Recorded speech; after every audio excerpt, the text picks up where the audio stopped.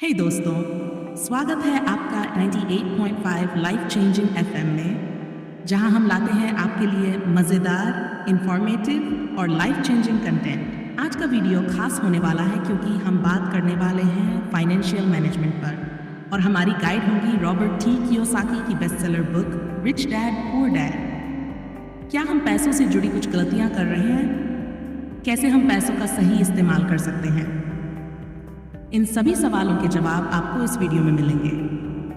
अगर आपने पिछले वीडियो मिस कर दिए हैं तो कोई बात नहीं, ऊपर आई बटन में लिंक दिया गया है, जाकर जरूर देखें। और हाँ, चैनल को सब्सक्राइब करना न भूलें ताकि कोई भी जरूरी जानकारी आपसे मिस ना हो। तो चलिए बिना किसी देरी के शुरू करते हैं। चौथे सप्ताह के बुधवार तक मैं ये काम छोड़ने का मन बना चुका था। मैं काम करने के लिए सिर्फ इसलिए तैयार हुआ था क्योंकि मैं माइक के डैडी से पैसे बनाना सीखना चाहता था और अब मैं 1 घंटे में ज़ैड की गुलामी कर रहा था। उससे भी बढ़कर उस पहले शनिवार के बाद मैंने माइक के डैडी को देखा तक नहीं था। मैं काम छोड़ रहा हूँ, मैंने लंच के समय माइक को बताया। स्कूल नीरस था और अब मेरे पास शनिवार भी नहीं थे जिनकी मैं राह देख सकूँ, लेकिन ये 30 सेंट थे जिनकी वजह से मेरा दिमाग खराब हो गया था। इस बार माइक मुस्कराया। तुम किस बात पर हंस रहे हो? मैंने गुस्से और कुंठा में पूछा। डैडी ने कहा था कि ऐसा ही होगा। उन्होंने कहा था कि जब तुम छोड़ने का फैसला कर लो तब वे तुमसे मिलना चाहेंगे। मैंने आवेश में कहा। वे इंतज़ार कर रहे थे कि मैं इससे उठता जाऊं? कुछ माइक बोला। डैडी अलग तरह के हैं। वे तुम्हारे डैडी की तरह नहीं सिखाते हैं। तुम्हारे मम्मी पापा बहुत बोलते हैं, लेकिन मेरे डैडी शांत हैं और कम बोलते हैं। इसलिए तुम इस शनिवार तक इंतज़ार कर लो। मैं उन्हें बता दूंगा कि तुम काम छोड़ने का फैसला कर चुके हो। तुम्हारा मतलब है मेरे साथ नाटक खेला गया है? नहीं, दरअसल नहीं, लेकिन शायद हो भी सकता है। डैडी शनिवार को बता देंगे। शनिवार को कतार में इंतज़ार करना। मैं माइक के डैडी का सामना करने को तैयार था। मेरे असल डैडी भी उन पर नाराज़ थे। मेरे असल डैडी, जिन्हें मैं गरीब डैडी कहता हूँ, सोचते थे कि अमीर डैडी बाल श्रम कानूनों का उल्लंघन कर रहे थे और उनकी जांच होनी चाहिए।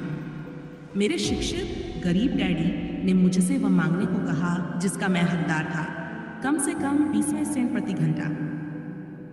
गरीब डैडी ने मुझसे कहा कि अगर मेरी तनख्वाह नहीं बढ़ती है तो मुझे तुरंत नौकरी छोड़ देनी चाहिए।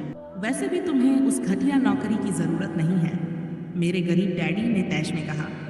शनिवार की सुबह 8 बजे मैं माइक के घर पहुंचा और दरवाज़ा माइक के डैडी ने खोला। बैठ जाओ और कतार में इंतज़ार करो, उन्होंने मेरे दाखिल होते समय कहा। फिर वे मुड़े और बेडरूम के पास बने अपने छोटे ऑफिस में गायब हो गए। मैंने कमरे में चारों ओर देखा, मगर मुझे माइक कहीं नहीं दिखा। अजीब सा महसूस करते हुए मैं सावधानी से उन दोनों महिलाओं के पास बैठ गया जो मुझे 4 सप्ताह पहले वहीं दिखी थी। वे मुस्कराईं और सोफे पर थोड़ा खिसकर मेरे लिए जगह बना दी।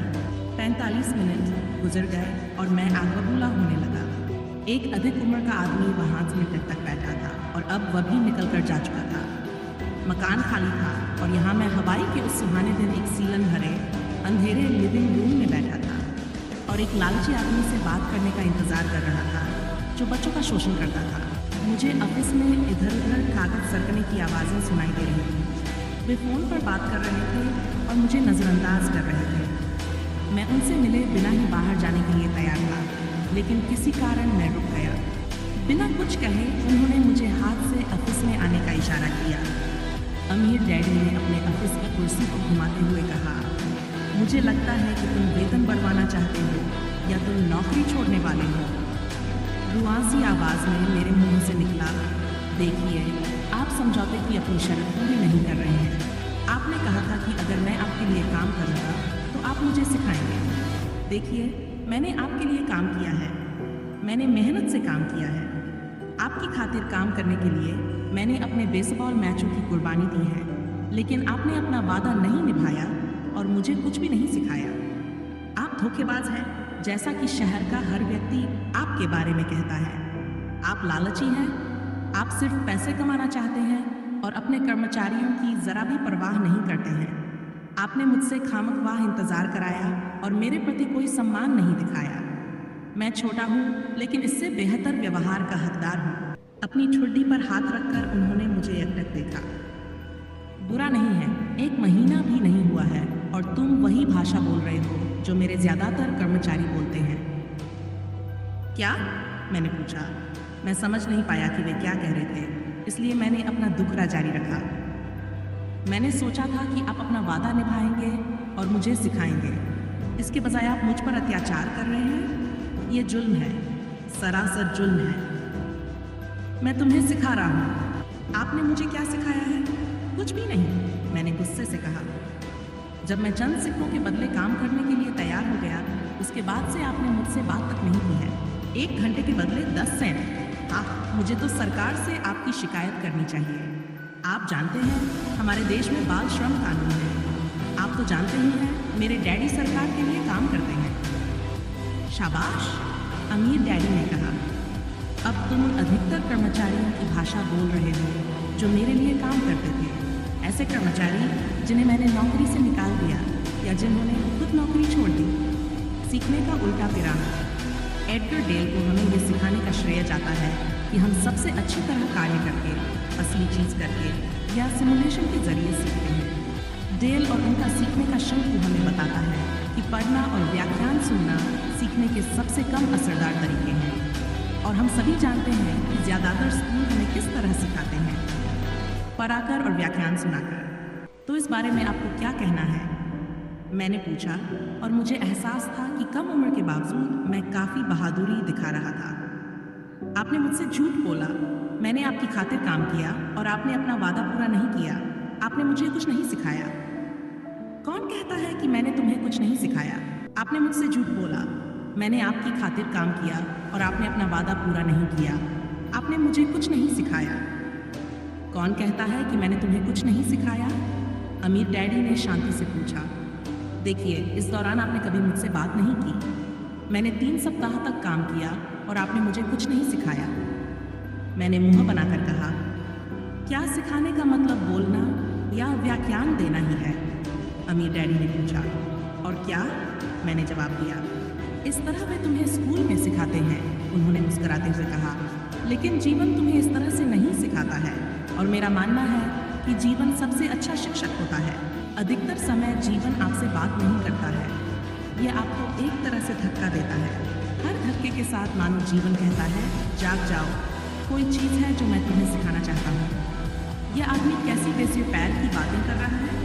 मैंने मन ही मन सोचा, जीवन मुझे धक्का दे रहा है, यानी वह मुझसे बात कर रहा है।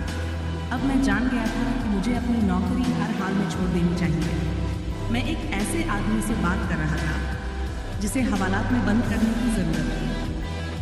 अगर तुम जीवन के सबक सीखते हो तो इससे तुम्हें बहुत फ़ायदा होगा। अगर नहीं सीखोगे तो जीवन तुम्हें बस चारों तरफ धक्के देता रहेगा। लोग 2 चीज़ें करते हैं। कुछ लोग जीवन के धक्के खाते रहते हैं, दूसरे नाराज़ होते हैं और पलटकर धक्का देते हैं, लेकिन वे अपने बॉस या अपनी नौकरी या अपने पति या पत्नी के खिलाफ अपना गुस्सा निकालते हैं।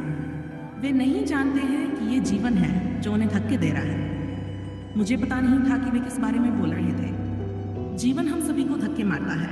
कुछ लोग हार मान लेते हैं और बाकी जूझते हैं। कुछ लोग सब सीख लेते हैं और आगे बढ़ जाते हैं।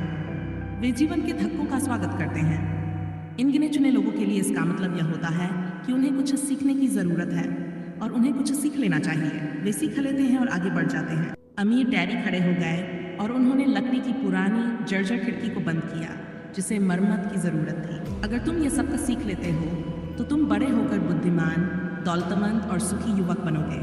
अगर तुम नहीं सीखते हो तो तुम जिंदगी भर अपनी समस्याओं के लिए अपनी नौकरी, कम तनख्वाह या बॉस को दोष देते रहोगे। तुम जीवन भर उस बड़े मौके की उम्मीद करते रहोगे जो आकर तुम्हारी तमाम आर्थिक समस्याओं को हल कर दे। अमीर डैडी ने यह देखने के लिए मेरी तरफ देखा कि क्या मैं उनकी बात सुन रहा था। उनकी आंखें मेरी नज़रों से मिली। हम एक दूसरे को एकटक देखते रहे और अपनी आंखों से संवाद करते रहे। आखिर जब मैं उनके संदेश का मतलब समझ गया तो मैंने अपनी नज़रें फेर ली। मैं जान गया कि उनकी बात सही थी। मैं उन्हें दोष दे रहा था, जबकि सीखने का आग्रह मैंने खुद किया था। मैं जूझ रहा था। अमीर डैडी ने आगे कहा, अगर तुम इस तरह के इंसान हो जिसमें ज़रा भी हिम्मत नहीं है तो जीवन के हर थपेरे, हर धक्के के सामने तुम हार मानोगे। अगर तुम इस तरह के इंसान हो तो तुम जिंदगी भर सुरक्षित तरीके से खेलते रहोगे, सही चीज़ें करोगे और किसी ऐसे वक्त का इंतज़ार करोगे जो कभी आएगा ही नहीं। फिर तुम एक नीरस बूढ़े आदमी की तरह मर जाओगे। तुम्हारे बहुत से दोस्त तुम्हें सचमुच पसंद करते होंगे क्योंकि तुम बहुत अच्छे मेहनती इंसान थे, लेकिन सच तो ये है कि तुमने जीवन के धक्कों के आगे घुटने टेक दिए थे। दिल की गहराई में तुम जोखिम लेने से थरथरा रहे थे। तुम दरअसल जीतना चाहते थे, लेकिन हारने का डर जीतने के रोमांच से ज़्यादा ताकतवर साबित हुआ। दिल की गहराई में तुम्हें और सिर्फ तुम्हें ही ये बात पता रहेगी कि तुमने कभी जीतने की कोशिश ही नहीं की। तुमने सुरक्षित तरीके से खेलने का विकल्प चुना। हमारी नज़रें एक बार फिर मिली। मैंने पूछा, तो आप मुझे धक्का दे रहे थे? कुछ लोग ऐसा कह सकते हैं। अमीर डैडी मुस्कराए। मैं तो कहूँगा कि मैंने तुम्हें जीवन का स्वाद चखाया। तो दोस्तों, ये थी हमारी आज की जानकारी। उम्मीद है कि आपको ये वीडियो पसंद आया होगा और इससे कुछ नया सीखने को मिला होगा। अगर आपको ये वीडियो इन्फॉर्मेटिव लगा तो लाइक और कमेंट करके अपनी राय ज़रूर बताएं और इस वीडियो को अपने दोस्तों के साथ शेयर करें ताकि वे भी फाइनेंशियल लिटरेसी सीख सकें। अगर आप इसी तरह के और वीडियो देखना चाहते हैं तो चैनल को सब्सक्राइब कर लें और बेल आइकन दबाएं ताकि आपको हर नया वीडियो सबसे पहले मिले। जल्दी मिलते हैं एक और नए वीडियो के साथ। तब तक के लिए जय श्री राम, जय हिंद। Yeah.